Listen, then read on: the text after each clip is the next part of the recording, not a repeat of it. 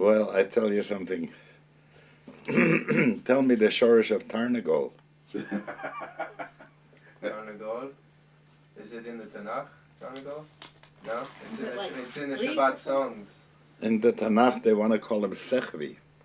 Oh, the Sechvi. That's why they say, Hanotin la Sechvi, Vina la Havchim ben Yom o ben Laila. It's a Sechvi. So wait, where does it say Tarnagol? In the Shabbat Nigunim it says Tarnagol, doesn't it? Tarnagolim, Muslav Right. Dagim, you got it. So where else does it speak of Tarnagol? In the Talmud well, does it speak of Take Tarnagol? Barzel. Pardon? Take the word Barzel. Barzel, yeah. Iron. Also not a Hebrew word. Not a Hebrew word? No. It's iron. Barzel. Is it Huh? from Brazil? Well, it came, Partsilu was the name that it had. That we didn't invent it. We had Nechoshet. And Nechoshet, Nachash, etc., it's easy. But there were, it first was a word in Sumerian, then it became a word in Wait, it doesn't say Barzel in the Torah somewhere? yes, it does. Ah. Lo tanifu aleim barzel, right? Don't make a mizbeach with barzel Oh, on. right. But it's an imported word. Sus is an imported word. Wait, how do we know that? How do we know that that's not the original word for horse? Because when you go to, they didn't have horses for a long time. Gamal there was, Chamor there was, Ez, Shor, Par. These are all good Hebrew words. You want to see where Yankala is? If he is planning to come, I want him to come here and be... Okay. Wait, Oh, you got this machine here. When they chased them to the Red Sea, it says they came in with horses. Sus v'roch v'amabayam, that's true. But did the Egyptians have horses then? Well, what does it say in the Chumash? Don't send anybody back laharbot sus to Mitzrayim. Right. So they had, the word is an Egyptian word that was taken in with the horse. Just the same way as tuki, the bird, Right. is a Tamil word that came through when Shlomo HaMelech had Etzion Geber as the port where they... So once you get into history, you learn a lot of interesting things about words that are... Yayin is not a Hebrew word. No? No. Yayin? Chemar is, and Yayin is not. Yayin is oeno in Greek. So the Greek is the Shorish? The Greek Yayin? it is taken in from the Greek and became Yayin in Hebrew. Your beloved is a scintillating conversation. Gesundheit. He'll be done in a minute. Yeah, Nichnas Yayin, Yatsa Sod. So there are a lot of interesting things. Samach was not often used, so that in the we are talking Jewish trivia now. In the Al-Chet, where it comes to Samach, is Besikur Ayin is spelled with a sin. Because originally we didn't have a Samach. It came in from Ugaritic. So all kinds of fun stuff.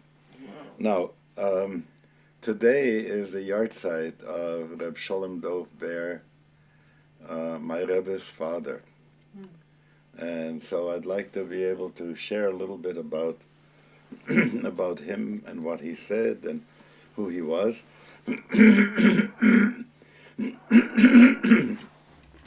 And then I want to have... Sorry. Do you want me to get you some water? No, that's fine. It's just a frog coming up. It's almost the time for Frogs flowers. to come up, Yeah, that's right.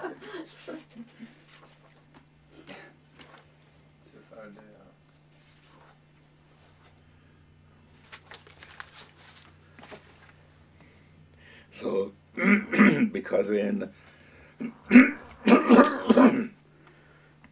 in the month of Nisan, we should start talking a little bit about Pesach, but I don't see the rest of the Chevra here today, so I don't think we're going to meet until after Pesach. I'm just telling you because it's not likely that people will have time. Once the closer we get to Pesach, the more we're going to get busy and so on and so forth. And I don't think that the other Chaverim who are, here they are.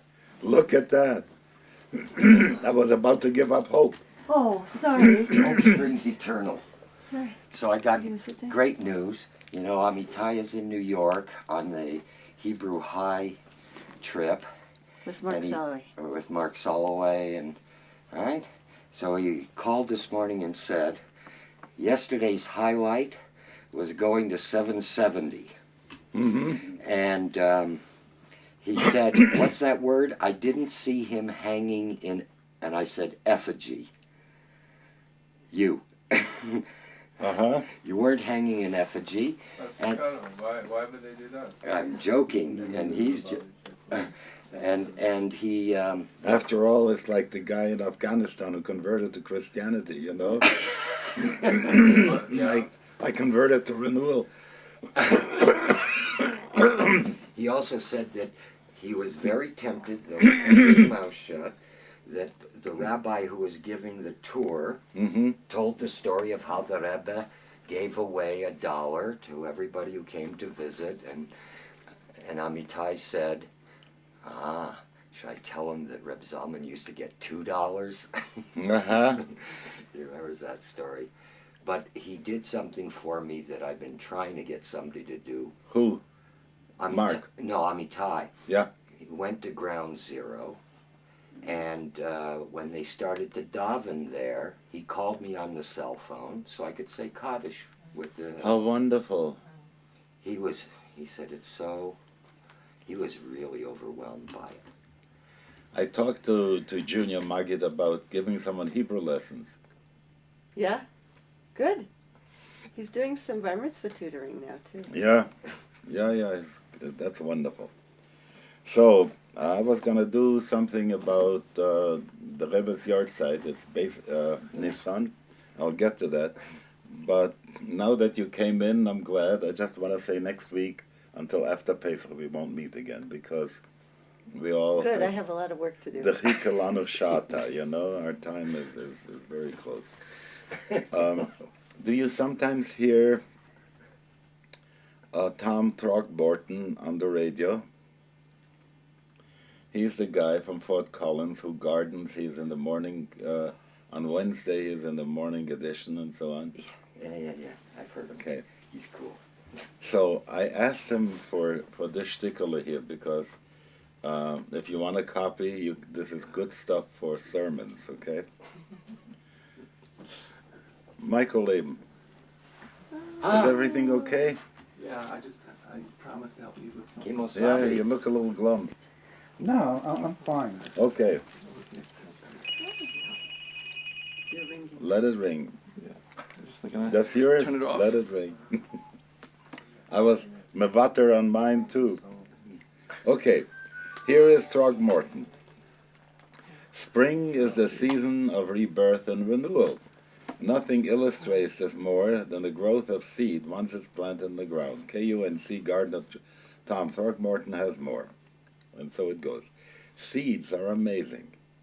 They can lie for centuries, protected from decay and disease by their hard, tight seed coat. Recently, a 1,300-year-old lotus seed was germinated and grown at UCLA. The seed was found in China, buried in an ancient Buddhist lotus garden. A UCLA professor followed the instructions in a 1,400-year-old gardening book. The seed coat was scratched with a potsherd. The life that had waited so long sprouted once the seed coat was nicked. This is wonderful. Huh? That's great. Where does this come from? And you look, huh? Where does this come from? Where do we? From the radio, Yeah. and Tom Throckmorton Yeah. told her, hang in there, it's only starting. when I heard this, I had the sense of how tradition, has a seed coat. That doesn't, and it doesn't grow until it gets nicked. So, you get that? The mashal, the nimshal is just wonderful. Okay. Inside of a seed lies a life waiting to burst out. The seed coat protects this embryo. When the seed is sown, the embryo absorbs moisture and expands. The seed coat doesn't expand as fast and splits open. We've all seen that, Okay. Some seed, like lotus, need a little help. They need scarified, like being nicked with a potsherd, gently filed, or even soaked with acid. Meira, welcome. Thank you. Oxygen, moisture, and heat cause the embryo to expand and break the coat. Hypocotyl pushes into the soil. This is the first root to anchor the seedling. It's like that little zzz that goes down, it absorbs oxygen and water. How does it know where it's down and where it's up? That's always a big, interesting thing, because you can put one bean, you'll put it in this way, another bean you'll put that way, and nevertheless, that part that is to become root will go down and the other one will go up. Okay? So the first one is called the hypocotyl. That's the one, the hypo, lower. Right. The apicotyl, or stem, is next. It shoots up, breaking through the soil. The tip of the apicotyl is bent down to protect the sensitive growing point. When I go and buy my lulav every year, I pick a lulav that has a little thing like tiny fiddlehead on top. I don't like the one that is really sticking out, because then they start splitting and will it get pasul, will it stay? So I like the one that's slightly bent on top, okay? So he's saying this one is bent. Yeah. The food that pushes the hypocotyl down and the apicotyl up is the starchy endosperm stored in the seed. Okay? This is a critical time. The seed's environment must consistently be warm and moist. If it's too cool, the seedling may exhaust its energy reserve, burn up all the starch. If it's too wet, the oxygen will be forced out of the soil, and it won't have enough oxygen to. Amazingly, most seeds survive. And all this energy to grow is stored in a minuscule begonia seed. Now that's amazing. Once the stem breaks through the soil, the seedling's leaves open. These small leaves begin photosynthesizing the sun's energy. What you used to call the first four-leaf thing, when a plant first comes out. This is a kickstart of energy for another amazing alteration. Almost at once, the first true leaves form. The seedling leaves wither, and roots begin branching into the soil. The seed became a seedling and now is a plant. The plant will grow on to bear more seed. It's just such a wonderful thing, so I called him up, and I said, I want to use this for a sermon. So if you want a copy of that, I'll give it to you, because it has this wonderful material. Any machshavas that you get about how to apply it, any nimshals? It's Pesach. Huh? It's Pesach. Go ahead. The seed is planted, or nicked with Pesach, and begins to bud with Shavuot. We get the first part of freedom there, and then it buds with the photosynthesis and light from Torah, from Simon. So you could go to Bris Ben Absorim and you can say, Ger yeh zarach be'eretz lo lohem ve'avodu mosom, and that's got to be the nick, and then they'll grow. Yeah, okay. That's a good one. So it's funny because I started with Pesach, and then as soon as you said tradition has a seed code, and that it doesn't flourish until it's nicked, but at the conclusion, that once it develops, it reproduces more seeds. So tradition actually gives birth to More tradition. Yeah. Asher zaro bo, right? But what do you think is the nicking part? Need. The need to whatever, to what's the word? To commemorate, to acknowledge something that flows out of community. But first, it's an intrusion. Yeah, I was It's thinking a little- of the more gvur. It's a little solid that you have to. Yeah, your heart suffer. gets hurt by something, and Yeah. then you have to discover it yourself. Like birth, like birthing, giving birth. All right. And the growth of tradition as requiring ruptures in history, which a few weeks ago you had talked about, with something like the Holocaust and things that happen in history that can have the unexpected effect that actually, as you mentioned a few weeks ago, that it's difficult to say it like this, but that in the aftermath of the Holocaust, which is some sort of a nick on the tradition, that there was a kind of growth Right. that we haven't seen. Thinning out the earth, pruning the trees, all that kind of stuff comes up. Including, having that little bit of a bent after you finally come out of that nicked seed. Mm-hmm. A bit of protection to start with until you can get the leaves out. The idea of the lotus that was transported and then grown in the same way. This book I'm reading on American Judaism, we're transported and the changes come. America has had a great deal to do with the changes in Judaism, but the changes come, but there's still that, we're going by the, was it 1,400-year-old... Lotus flower, right? No, the gardening book. 4,000-year-old gardening book. We're still using the 4,000-year-old gardening book, even though we're transplanted all over the place. It needed to know that because otherwise, you would not know about about the nick and the ouch and the ganze Geschäft. Yeah. I think you didn't finish what you wanted to say. Oh, I just was thinking that on this image of tradition needing a nick in order to grow, from a few just weeks ago in the parsha, with the idea that the giving of the luchot itself first is they're broken, they're completely shattered, and I had never thought of that image in this mold.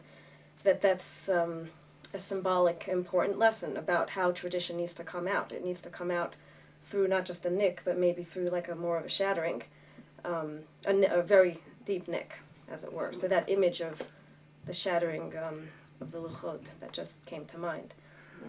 And related also came to mind something that you had mentioned a few weeks ago also, that at the personal level, the idea that sometimes a nick or a flaw or a rupture can actually and will actually be the place for growth, like you mentioned with the opal.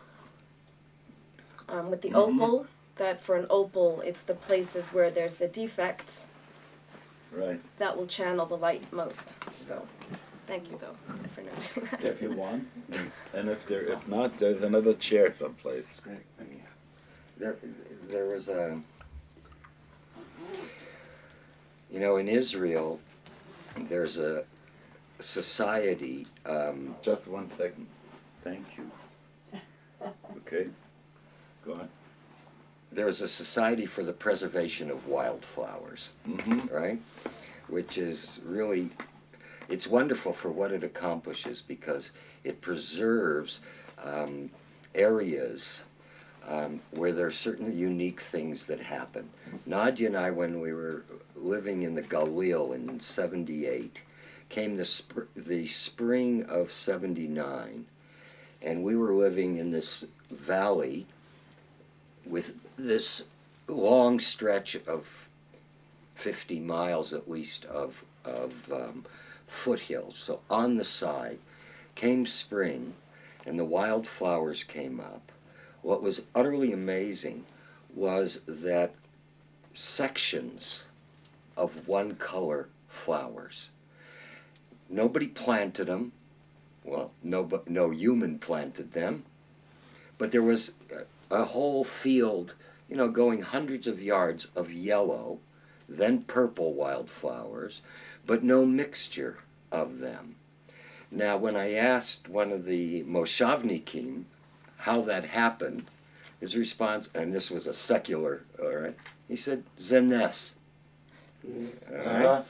But then he went on to explain that what happens is that the seeds are blown by the wind and drop, and then they'll come up next spring. I said, so how come a purple one seed from a purple plant didn't land by the wind in the yellow? He thinks about it and he says, the oddness. Well, if you remember the way Lynn Margulis was describing how the Gaia thing comes up about using the daisies, the different colors of daisies, reflecting sunlight and stuff like that. This is where the people, that's my old rap about the people who don't believe in intelligent design because they think the intelligent design comes from the outside. It's Kehinek HaChomer b'yad HaYotzer. He sits there on the outside and shapes it. Right. Instead of thinking that it's in Memalikol Almin, it's in the inherent part that the design is. So it is, how does slime mold know how to get together, Everything is in community. Everything that lives in community. Nothing lives in isolation. That's so amazing. You can't live in isolation. So the body, if you were to find out how many beings collaborate in your body, from molecules all the way up to mitochondria, to this, to that, so many collaborations are going on until it gets to where I can talk, think, and so on. Okay, we're going to go to Beis Nissan.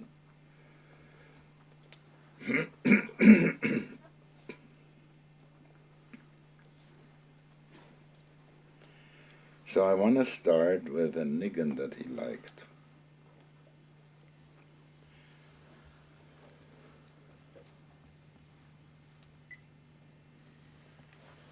Na na na na na na na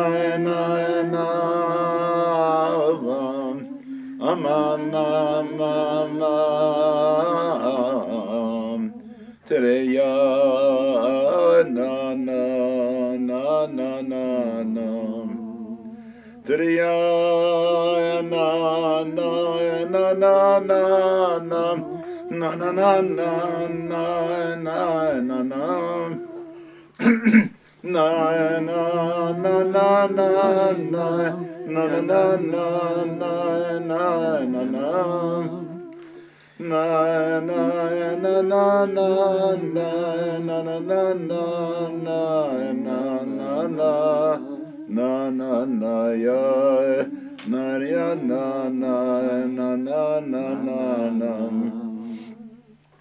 Triya na na na na na na na na na na na na na na na na na na na ha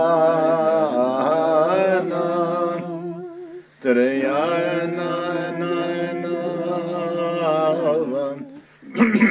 na na na na na na na Triya na na na na na na.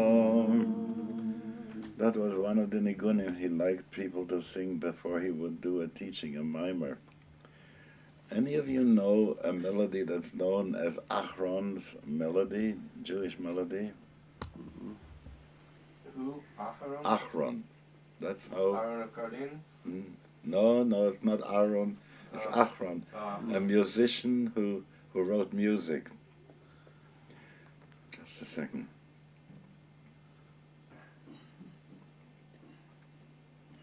Kum shoin moshi yach dai dai dai da da da di da da da di da da da da ya da di da da da di da da ya da da da da di da da da. It was in front of a soap opera, Yiddish one, long time ago. Da da da da di da di da da ya da di da di da di da da ya da di ya dim ya ya ya ya da di da di dim na na na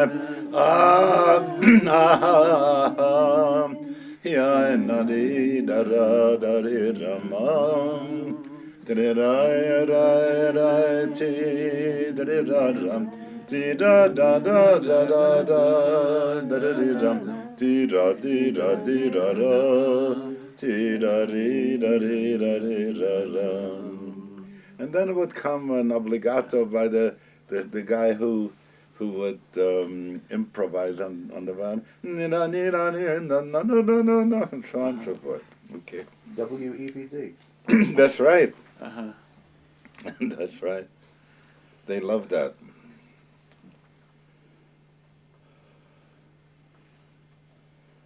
So he was the second son of Reb Shmuel of Lubavitch, who died very young. He was 48 years old, Reb Shmuel of Lubavitch, who himself was the youngest son of the Tzemach Tzedek.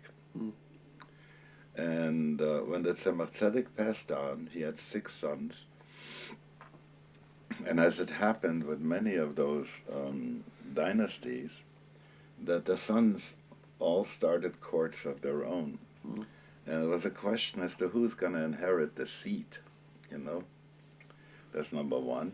Number two, with the seat, the name Lubavitch, because the other one took the name Kopusht, and another one took the name Yadi and Bobruisk, number of other towns where they settled. One was in Avruch, different ones. So there was an old chassid who was still with Reb Zalman. Kushel Yepler was his name. He was a tough guy. They say, I'm not sure if it was him or somebody else, but it could have been him, that one day the Rebbe came home, Reb Zalman came home, and hanging outside of his window by a gartel was him, Kushel Yepler, still young. What was his name again? Kushe Yekutiel of the town Lepla, okay, Yepla. So Kushel Yepla. So he was a toughie. So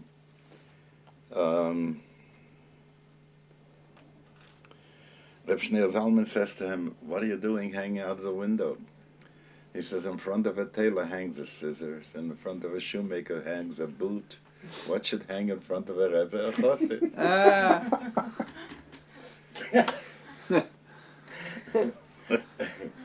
But that reminded him of the story of the moil with his sign. I know.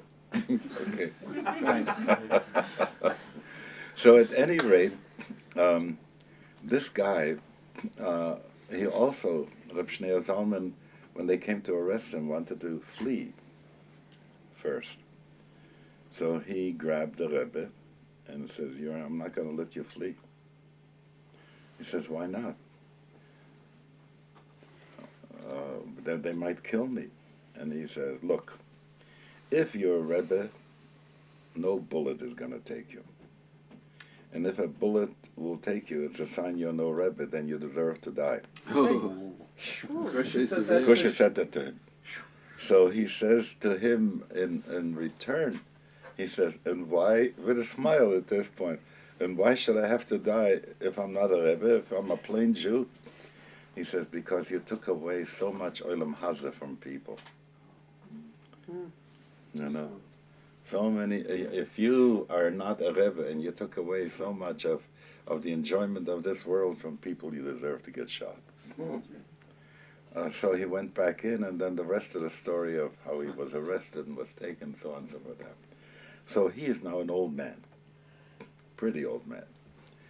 And he goes around from one of the Rebbe's sons to another and say, I want to hear you say Chassidus. And he's going to make up his mind who's going to be his Rebbe from now on.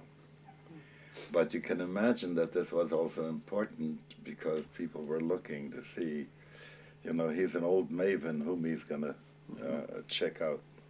So he comes to Reb Shmuel,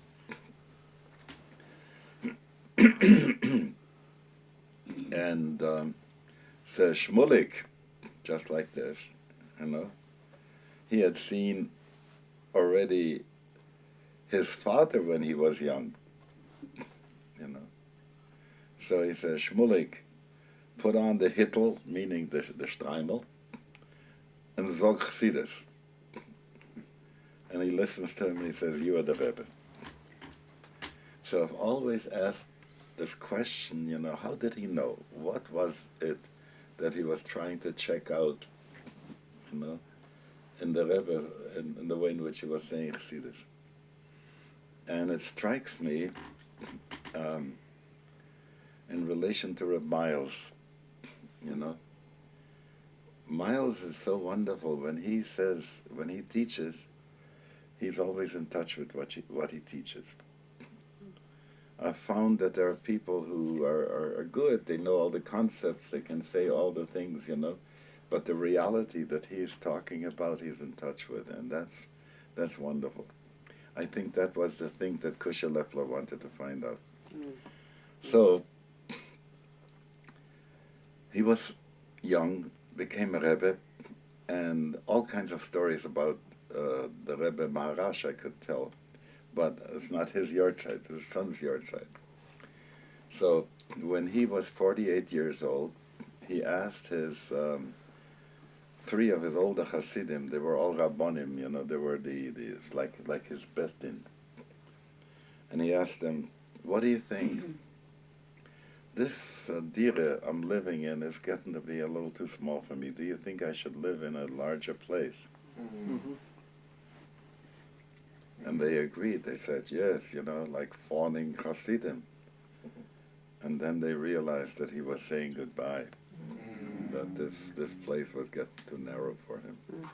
So he died at 48. So he left young, in his teens. He left his children in teens. The oldest one was Zalman, the second one was Shalom Dov Baer, and the third one was Mendel, named after the Tzemach Tzedek. Okay.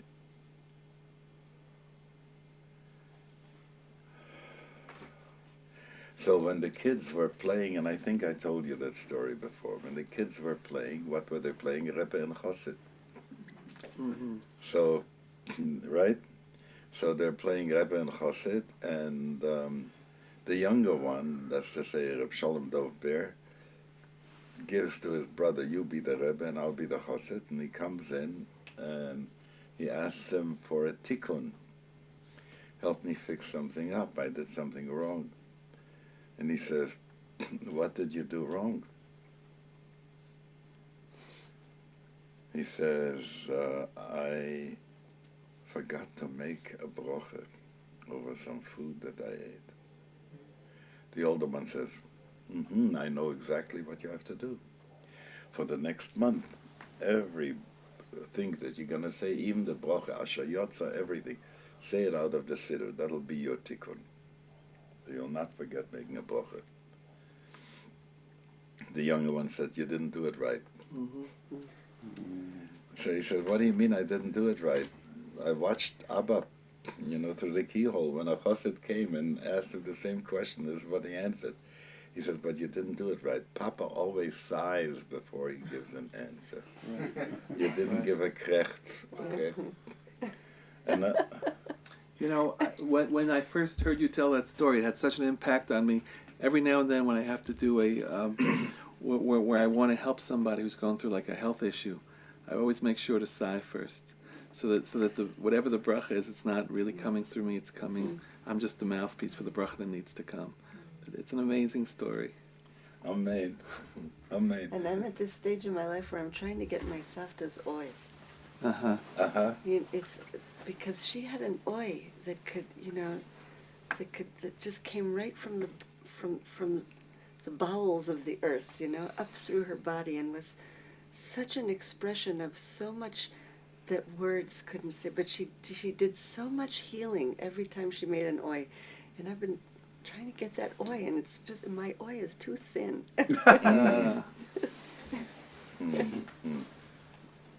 Could that be a valid Jewish meditation? The oi? Sure. Sometimes, I used to, I'm become very tame. You remember me maybe when I was less tame, but sometimes I would do a whole zikr of ois, beginning with plumbing all the painful ois until you got to the ecstatic ois. But yeah, so that's that. Tikkun Chatzot was a place where the oi was grounded in, I think we Jews had a lot of tzoros before, but the pain that the whole planet has at this point is so great that we are shielded. We are shielded because otherwise every day stuff comes in, and this morning people drowned in a capsized ship and stuff like that, and people get killed and so on. The other story was another time they're playing in the same positions, and he comes and says, I need a tikkun. What's the tikkun for?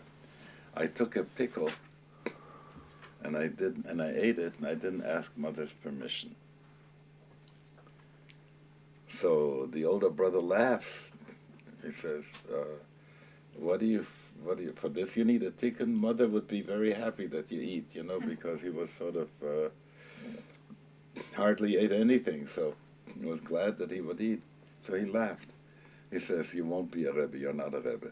He says, why not? He says, when a chassid comes with a pain, a Rebbe never laughs. Okay? So you have a notion of who he became, all right?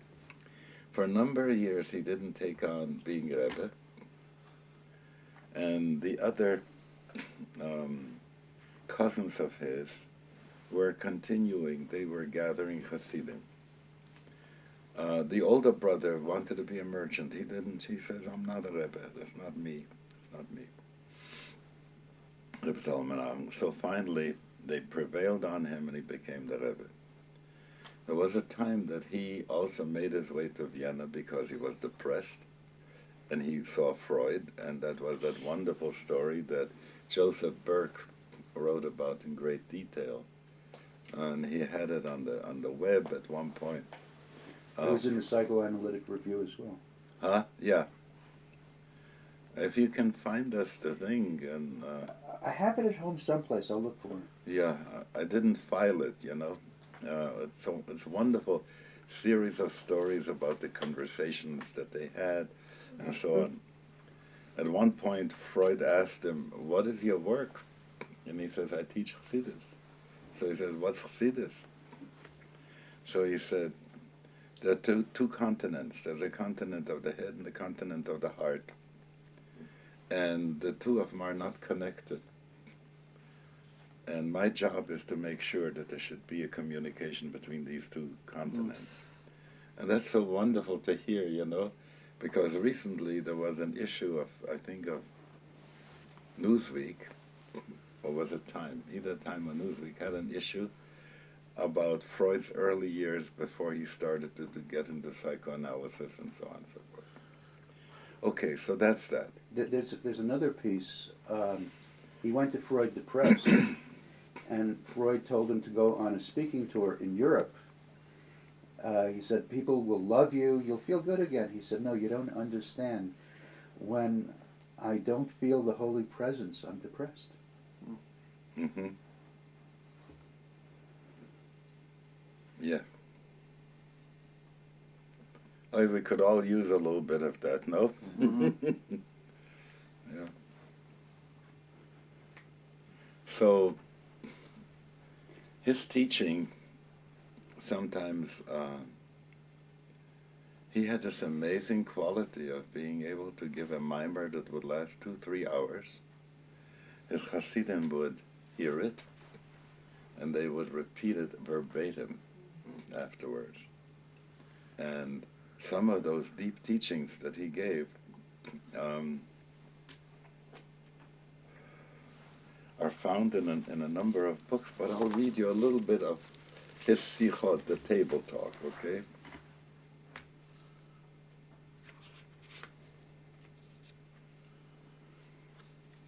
It's Simchas Torah, and one person drank some schnapps and started to cry. And the Rebbe said, "Now is not the time to cry. Crying was Rosh Hashanah Yom Kippur, not now." The likelihood is that you laughed when you said the Al-Chet, so you're crying on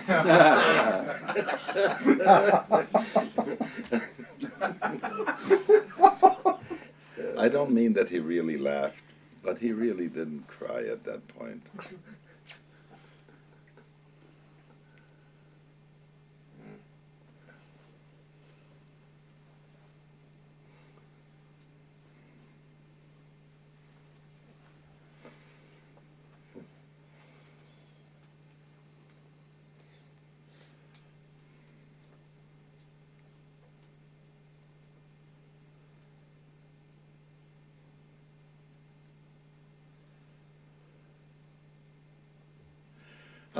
So he says, if now is not the time to cry, so what's the time for right now? He says, I'll tell you later. But now is not the time to cry. I'm having a hard time reading this. It is in mimeograph, you know, and but let me see if I can read you another couple of things here. There was a Sheichet in Petersburg. His name was Zalman the Sheichet.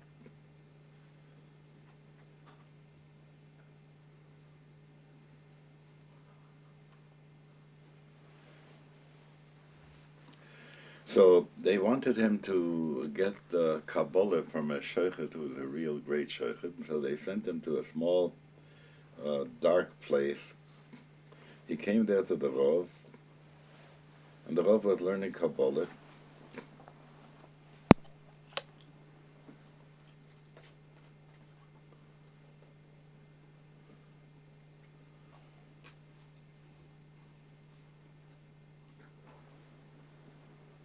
No.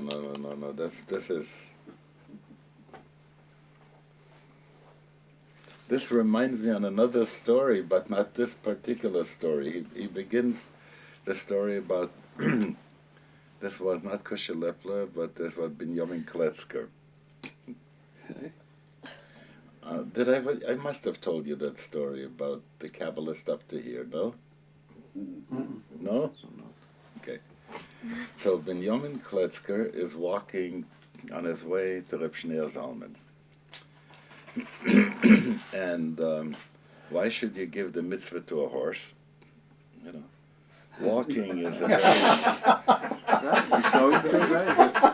Right. and you know, and especially if you're poor.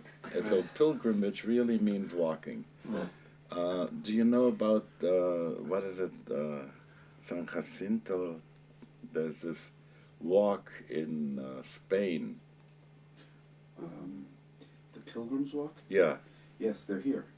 Huh? Those people are in Boulder now. Uh-huh. So, I'm taking them on a hike Sunday. wonderful. Which ones? The ones who walk the Compostela or whatever it is? Yeah. So it's an amazing walk that people do and so on and so forth. And now they have started a walk from Haran, the birthplace of Abraham, all the way to Mecca, a group that's been going that walk. So anyway, he's walking to the Rebbe, and along comes a carriage. And in that carriage sits a Shena Menschele, you know, he's geputzt and a dandy, and he has a driver there, and he's got two horses. Two horses is better than one horse, you know. And so he's a Bal Merkava, you know, and he knocks on the window of his thing, and he says, "Young man, junger Mann," you know, because he sees a chassid goes with a pekala on his shoulders and a stecken in his hand. He says, "Where are you off to?" He says, "To Lyozhne." "Oh," he says, "what a coincidence, I'm also going to Lyozhne. Come on, sit in the wagon, we'll talk Torah in between," and so on and so forth. The chassid looks at this guy and he can't imagine what does he want with the Rebbe. But now he's curious, he sits in the wagon, and the guy introduces himself. He says, "You see, my Zayde was a great Kabbalist. He was a Kabbalist up to here. My father didn't quite make it up to there, he was only up to here. Neither, I'm over only up to here, but I heard that in Yozhne, there is now this new Rebbe, and they say that he is a Kabbalist, so I've come. I want to see and test him out to see what does he really know." "Ah," says Binyamin Kletzker, "how remarkable, how remarkable. You know what? The other day I stopped in a town, there was a Bes Medrash, and in the Bes Medrash I found a piece of, you remember the story now, I see on your face. I found a piece of Torah, and I puzzled about it. It's definitely Kabbalah, and I want to know, maybe you know where it's from or what it really stands for. In the beginning, everything was mefuzar and mefoirot, was nifrod, and then nisachet hakoil, and then there were kavim, and from the kavim there was nekuda behechle, and from there, through the collaboration of the Sarshel Mayim, the Sarshel Eish, everything came out good. So he goes and does his hard drive. He says it's not Zoharic, it's certainly not pre-Zoharic. No, I can't, it's not Lorianic either, it's not Cordovarian. I'm really puzzled by it, and he says, "That's good. I think I'm going to try this one out on Reb Schneersohn." So he comes to Reb Schneersohn. You know that story? No. So he comes to Reb Schneersohn, and after all, he's a Baal Merkava. You know, he gets admitted much earlier than Binyamin, the Chassid. And so he says, "On the way, I met this young man, and he proposed this text." And Reb Schneersohn says, "Well, would you please say the text?" And he begins to give over, Reb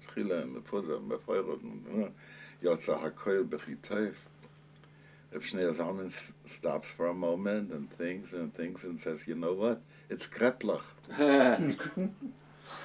In the beginning, it was flour, mefuzar and mefoirot. And it was made into one piece. and then lines appear, crisscrossed. Nikuda behechle, there was a little meat being put in the other. It was put around it and was put into the boiling water, which was the collaboration of the malach of fire and the malach of water, and it came out bechitov.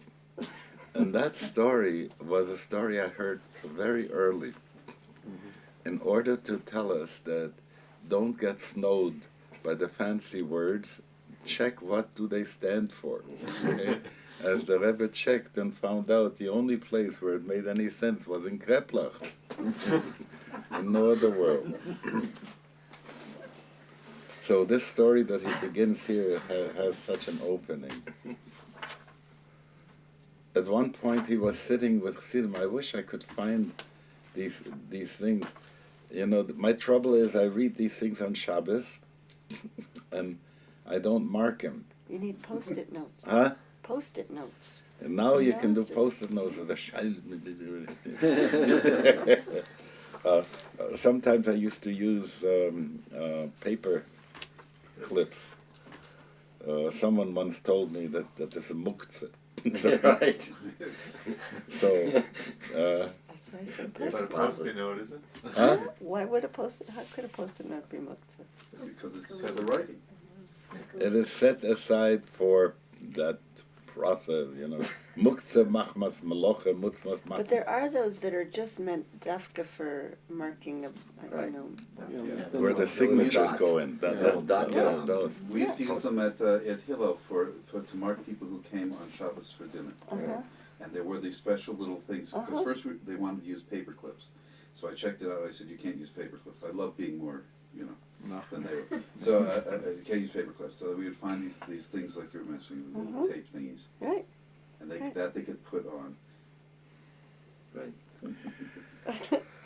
The thing that was important about his work was that he decided, I'm talking back again about Reb Shalom Baer, that he felt that in the old system that you had before his time,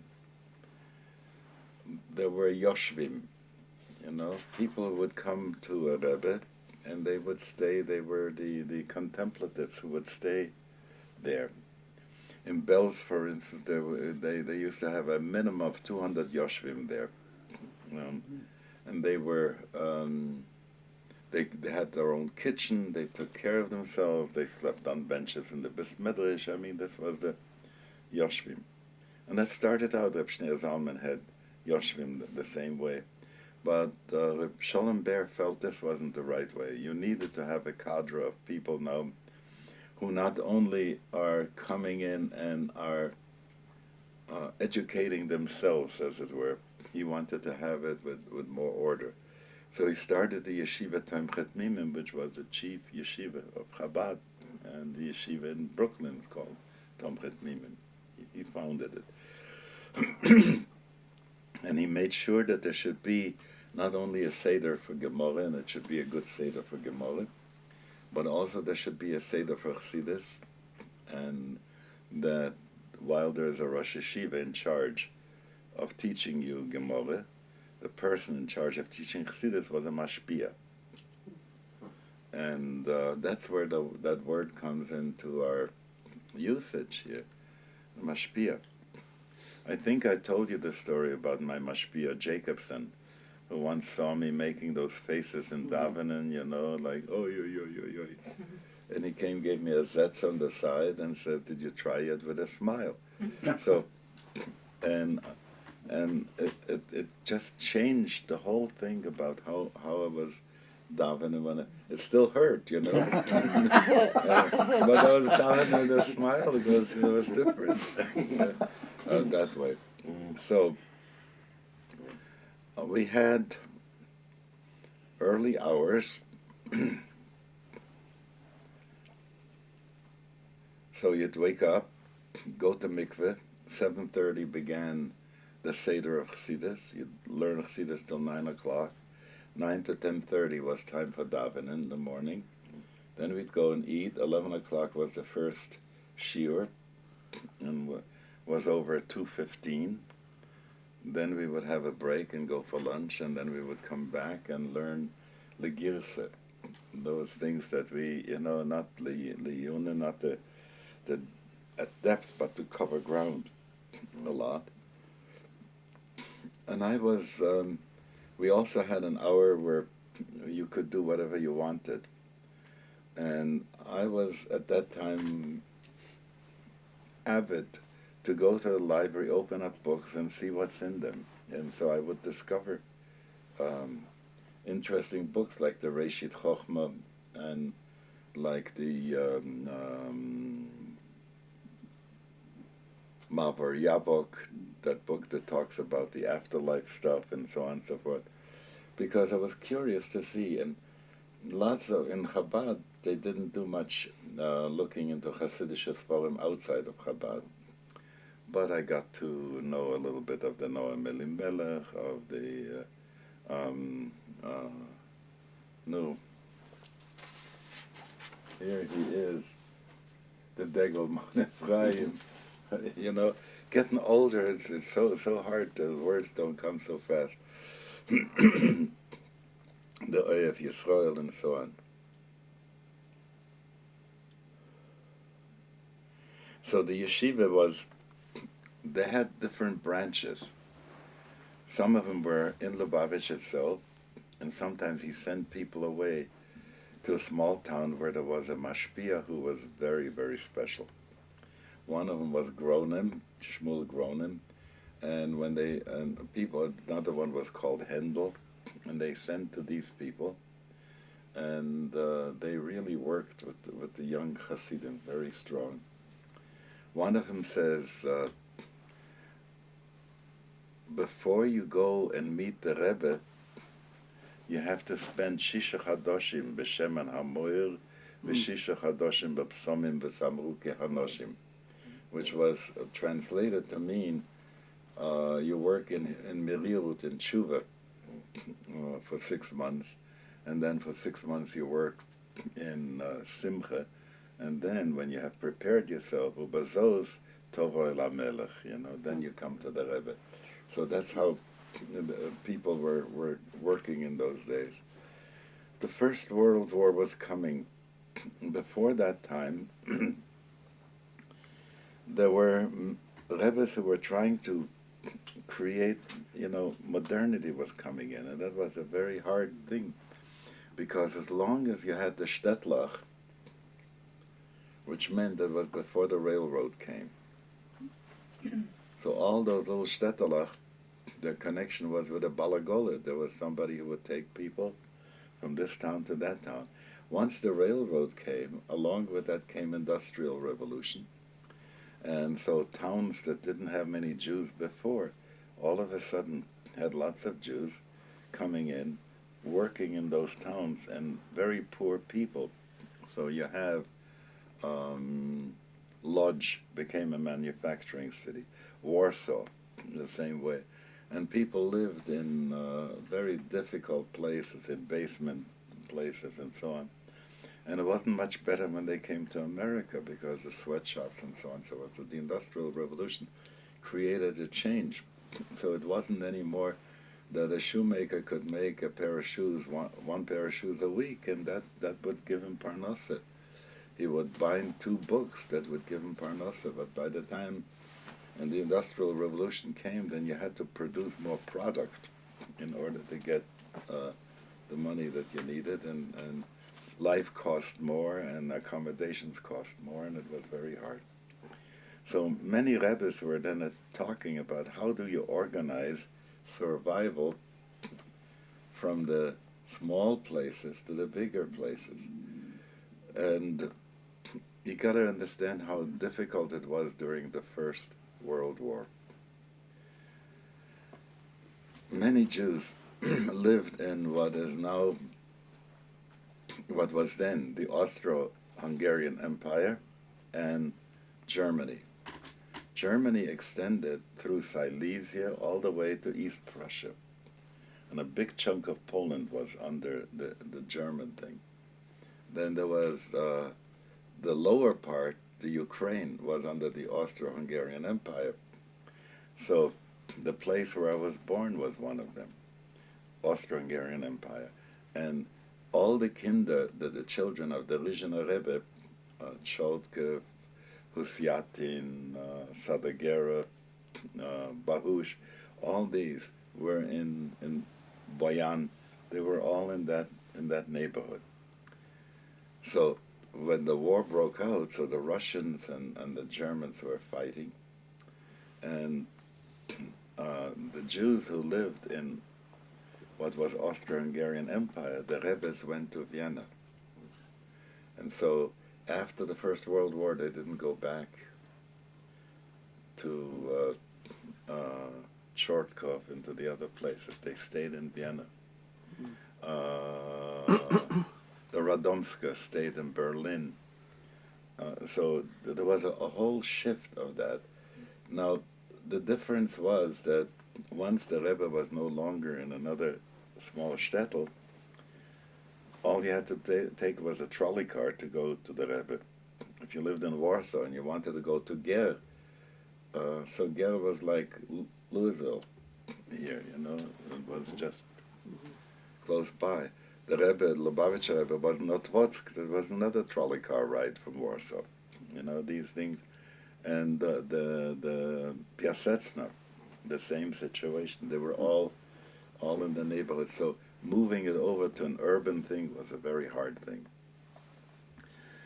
He ran away from Shalom Baer ran away from the Germans because he didn't want to be under the Germans. He had this sense, and it was very interesting because Chabad Rebbes liked being under the Russian Tsar for all the tzoros that they had. So when Napoleon was fighting against Russia and so on and so forth, they sided with the Russian Tsar. So he said he didn't want to stay in Lubavitch, and he went to Rostov on the Don River. And I don't understand something about linguistics here. This is interesting. Donau, Donetsk, Dnieper, the Dnie sound that has something to do with rivers going. Yarden, Yarden, yeah. Interesting. I don't know what this is, but it has something with psycholinguistics to do that rivers have that sound. So he went. The nun? The nun sound? The N. D-N. Yeah. The Donau, the Danube, you know, the Donetsk and the yeah. The Volga doesn't fit. Yeah.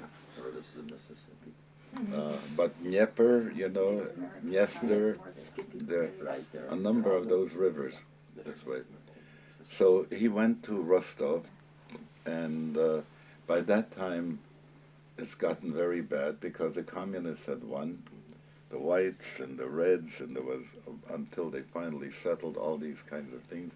And now it was a question of how do you start out a network of yeshivas underground in Russia.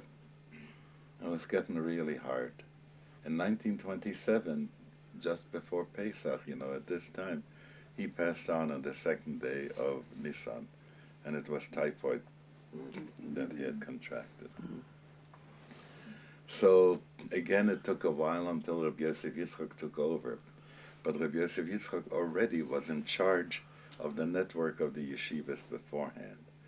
So, no wonder that later on the Soviets arrested him and put him for godly activity and sent him to Siberia, to Kostroma, and finally he was released on Yud Beis Tammuz, Yud Gimel Tammuz, and that's that story.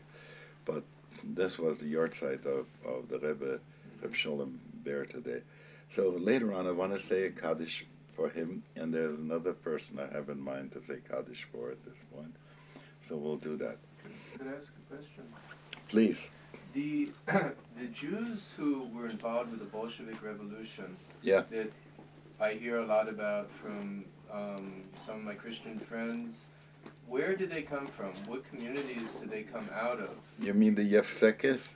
I don't know what they're called, but you said like the Lubavitch supported the Tsar, but many Jews were involved with the Soviet Revolution. That's right. And where did they come from? What communities did they come from? No, they were all from the same places. Take They a were look. from a firm background? Yes. Communists? But you see, you gotta understand how that filtered through. That's important. Somebody's gonna say, my grandfather was not religious, but he was a socialist, a communist, and this and that. So it was very important for them. People used to think of the Reute Mashiach, you know. That the Reute Mashiach, the Red Mashiach is going to come, is going to save him. Birobidzhan was, before Stalin, Birobidzhan was a very promising place. You know, that they had a Yiddish culture, and they wrote Yiddish without final letters. Shalom, Shin, Aleph, Lamed, Ayin, and a regular mem. They had their orthography and so on and so forth. But there's also, when I was studying the Russian Revolution back in the 70s, the professor, this was at the Hebrew University, the professor read from the minutes of the first couple meetings that took place after Lenin came back to Russia and the Comintern started meeting and planning. And it's written in the minutes that one of them, be it Kaganovich or whoever, Yeah. would say, "Can we stop now? It's time to daven mincha." All right? Uh-huh. So they weren't totally atheists by that. No, because see, this is the strange thing that the red diaper babies and all that stuff that you get of the 30s, you know, these were people who wanted very much a better world order. So I have this story from Winnipeg. I think I told you about Moshe. Yeah? What was Moshe Gray? Moshe Gorari was his name. And he was a representative of the district, the northern district of Winnipeg, to the parliament. So he was also in that neighborhood where Russians and Ukrainians and Polacks were, and he knew all those languages, and he sold them tickets and sent packages to the Ukraine and so on. So he had the whole arrangement there. Canada was not as tough about sending things to Russia and communicating with Russia than the United States was.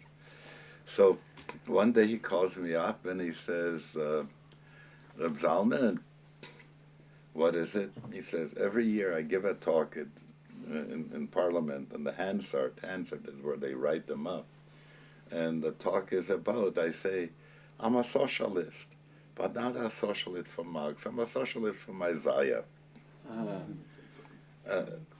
Now I think I said so many years a socialist from Isaiah. Maybe I could be a socialist from Jeremiah. Could you help me? And the last one that he did before he totally retired was a socialist from Pirkei Avos. Yeah. Yeah, but I remember a few years ago there was an article in Haaretz or whatever that announced the death of Kaganovich. Mm-hmm. All right, and here's a nice Jewish boy who turns out to be one of the great killers in human history, because he was basically Stalin's hatchet man through the purges. When he died at a very old age, forgotten, pensioner, and all that. They found his grandson, who lives on a kibbutz, and has lived there quietly, changed his name, and only revealed when his grandfather's death was announced. And he said in the interview that he was on a kibbutz trying to do tshuva. Wow.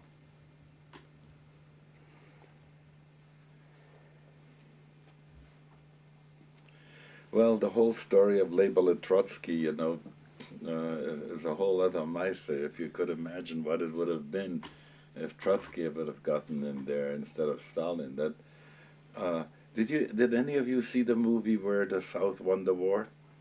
The Civil War. No? It just played last week. Oh. And it was an amazing movie to see. And I could imagine, if I were to play it in my head, what would Russia have been like if Trotsky would have won? Yeah. All right, we got to talk a little bit about Pesach. Okay. What seems to come up this year about Pesach that you'd like to schmooze about? I just want to say next week we don't meet anymore until after Pesach. Okay. Well, in honor of Reb Yakov, our dear son has put on his iPod all the different artists who have recorded Bob Marley's Freedom Song, right? So he plays that through the radio when I drive him to school this past week. So I got a hit that would be a wonderful way to go into the Seder, right?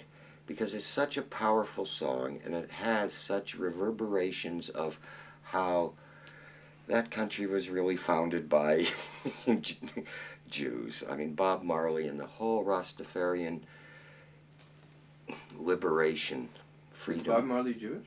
No. But the fact is that when you listen to all the Rastafarian material, and the fact that they probably came from Ethiopia originally, and their inner being is so liberation and code and living by a moral higher authority and all that you really get, and we there's the resonator from that music. But I thought that would be a great way to start the Seder, is just to listen to the different artists who have recorded it with such an all-black artist, interestingly. His name, the emperor's name, Haile Selassie, Right. was Trinity. What? Hail, Shizishi is there. And his title was Negus Negesti, is Noges Hanogsim. Right. Melech HaMlochim. Yeah, King of Kings. What was the other thing? Lion of Judah. He was Lion known of as Judah. the Lion of Judah. Yeah, so you have And he was shorter than me. Ja. Yeah. Wonderful. Okay, so maybe we'll play that.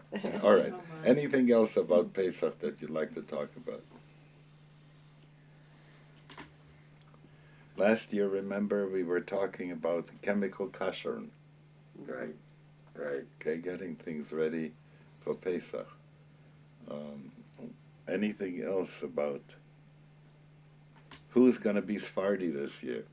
Here we are. With matzahs or Yes. Kidney Grains, out. beans, Keep me up. Took us, oh man, when you make that first time when you do it, it is so hard.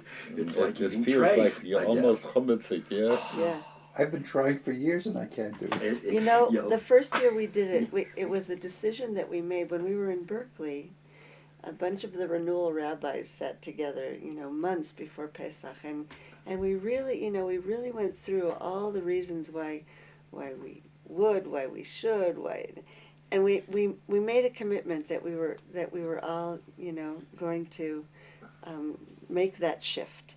And this was a few years after we'd been to Israel during Pesach, and I couldn't eat in my family's home because all of my cousins have married Sfaradim. And there I was at the Pesach Seder of my family, and there's rice at the Seder table. And I was having a real challenge with this. And the whole week during Pesach, every restaurant was, kasher lePesach leochle kitniot, and there was no place we could eat. It was just mind-boggling. So a few years later, we're making this decision with all these renewal rabbis in town. And I think that both Reb Deborah Cohn-Lerner and I felt a little bit like, it was the guys made this decision. And so that year when we prepared our kitchens, I had rice in my kitchen. When I cleaned the kitchen and I changed everything around, whatever, I had rice in the kitchen, but I didn't cook it the whole week. So the next year we were going to make the Seder together with the learners. And Michael said, I'll only make a Seder together with you guys if there's hummus at the Seder table. Because the previous year also Deborah didn't cook the rice. So it's like we had kitniot in our kitchen, but we didn't eat them. Mm-hmm. So the next year the guys sort of made us make that break. And it was Estelle, Frankel, who brought the hummus to the Seder table. Uh-huh. So It's nice on matzah. It took, but it took 2 years and a whole community of like encouraging each other to step over that line. Yeah.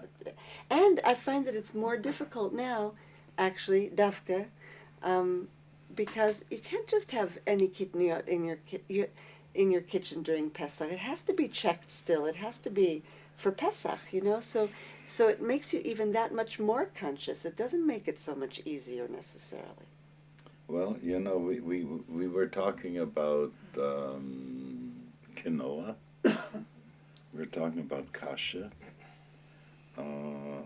Kamut? Huh? Kamut? Kamut or amaranth? I don't know which one. One of them is real grain, but it's an older form of wheat, so that can't make it. Right. What about just distinguishing no grains, period, but legumes, yes? Well, no grains. I know that there's biblical grains Yeah. that you're referring to, yes. Right, And then there's Ashkenazi with respect to grains. right.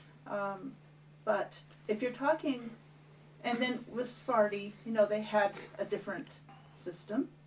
But what about distinguishing grains I think versus it's a good. legumes? I think it's a very good idea. Especially for vegans. Yeah. Well, the problem that comes up when you say grains is You don't consider certain things are grains. well, when you look at those that are not from the grass family, Correct. okay. Correct. But then you have, for instance, corn. It's from the American grass corn family, though. is from the grass family, Mhm. and yet it has been considered by many people, even some Ashkenazim in Romania, they used to use corn on Pesach because they saw it as a vegetable rather than as a grain. Well, amaranth would be more like buckwheat, which is not in the grass. Right. So kasha is buckwheat, right? Correct. Yeah. Okay. So is If kasha you see, okay or huh? not? Is kasha okay or not okay? Well, it depends whom you're going to ask. There's some people who feel anything that is grain-like, But then Say- sunflower seeds, are getting into the same kind of category. They're little seeds out of a plant, out of a flower. Potatoes, What's when wrong with the sunflower muggen, seeds? They're just in this, like with quinoa, like with Well, what's buckwheat. wrong with legumes and all that? I know, that's what I'm saying. But, if you go by which tradition considers it more kosher to, Doesn't the Bible tell us not to be more strict than what God has already stated? I don't know. I've never understood why they created such a tradition, unless somebody was heavily invested in potatoes. even potatoes was a problem. They Yeah. came from America, Yeah. and the Muggen Avrom, for a while, there was some people didn't have potatoes for Pesach either. He considered them legumes? Potatoes? No, he considered them because of starch. You see, the whole question that came in about the kidneys Mm. was, some grains may sneak in, and so you have to always sort them out and look good. right, and that becomes real mindfulness practice when you're going through your lentils and making sure there's no wheat in there. Yeah. When we, or even when we baked matzahs, and we would go through and watch for any sprouted piece, and we would take out a sprouted corn, and I miss baking matzahs that we used to do in Philadelphia. I don't want to do it here. It's too much service and trouble. But I looked out this morning, and we have like a flower pot, a big one, and in there is some horseradish, fresh one. I'm gonna dig it up before Pesach. Yeah. All right, I think we're gonna stop today. I'm Can I tired. ask one question? Yes. What is the source that grain products that aren't leavened are forbidden on Passover? In other words, noodles, which have no yeast in them and they're not risen, why are those forbidden on Passover? Low plug. Watch that word, low plug. Yeah. A lot of halachic stuff is based on malefides. Are they fetus? Yeah. I don't trust those guys. Uh, I have, there's bona fides and there's malafides. Oh, But it's Latin. like how long was the dough sitting there as a dough before it got turned into a noodle? Because there's a natural Fermentation. quality. Isn't it Fermentation. apparent to the eye what is what is leavened and what isn't? No, It should be Some of us apparent. don't have such good eyes. right. No, yeah. but Pesach I wouldn't goes trust my eye. I b'mashehu. wouldn't trust his Yeah. texture. B'mashehu, and if it's b'mashehu, it can already, in 18 minutes, Yes. if it's longer than 18 minutes, from the time the water hits the flour, and Right. I And you remember, don't see it till it's in the oven and it starts to bubble. Right. I remember when I was in rabbinical school in New York, we went down to see the Matzah bakery. right, and Manischewitz, we were shocked to see at that time, didn't stop what I called the presses every 18 minutes and washed them down. So many of the students who were really machmir said they won't need Manischewitz, but we went over to the Streitz factory. Yeah. Streitz, they stopped before 18 minutes. It was like 17 minutes Yeah. and some odd seconds, and washed the whole thing down and waited and all that. So we all became Streitz disciples. Oh wait, how does something become leaven without yeast? If you just From the mix air. water From in the air. From You the don't air, need let it yeast. stand. There's plenty of yeast around here in this air. If we could see it, But normal bread, they do put yeast in. Is that Well, right? they wanted to normal hurry up. manufactured They wanted bread. to hurry up. Oh, is that just the haste? But if you wanted to make sourdough, you could gather it, like if you're in San Francisco, you could get yeast out of the air. That's a very special kind of Mhm. yeast to make that good sour. Right. And So if you mix the dough, flour and water, and let it sit for 2 hours, it'll rise. it'll With start No, to do but sour. first it'll- added yeast? It might it not be doesn't so- rise right away. First it Right. attracts the yeast, then you let it stand, and then it Gotta turns a little multiply. sour, and then it